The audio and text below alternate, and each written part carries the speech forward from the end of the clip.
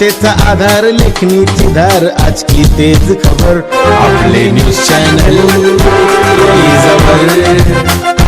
अवैध मुरुम वाहतुकीवर महसूल विभागाची कारवाई, अधिकाऱ्यांना जीवे मारण्याची धमकी. अवैध मुरुम वाहतुकीवर कारवाई करण्यासाठी गेलेल्या महसूल विभागाच्या पथकाला धमकावत शासकीय कामात अडथळा आणल्याप्रकरणी हुपरी पोलीस ठाण्यात तिघांविरोधात गुन्हा दाखल करण्यात आला आहे. या घटनेमुळे परिसरात खळबळ उडाली आहे.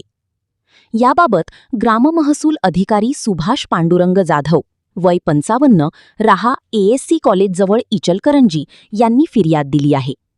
त्यानुसार रविवारी दिनांक 25 दुपारी 12:30 वाजण्याच्या सुमारास हुपरी ताळंदगे रोडवरील घोरपडे कॉलनी परिसरात महसूल विभागाकडून अवैध मुरुम वाहतुकीची तपासणी सुरू होती. तपासणी दरम्यान MH09 FA 4096 क्रमांकाचा डंपर मुरुम वाहतूक करताना आढळून आला. चालकाने जिल्हाधिकारी कार्यालयाकडील गौण खनिज वाहतूक परवान्याच्या पावत्यांमध्ये खाडाखोड केलेल्या प्रती दाखवल्याचा आरोप फिर्यादीत करण्यात आला आहे. याचवेळी डंपर मालक युवराज मुधाळे घटनास्थळी आला. त्याने आपल्या साथीदारांना पांढऱ्या स्कॉर्पिओमधून तेथे बोलावून घेतल्याचेही नमूद करण्यात आले आहे.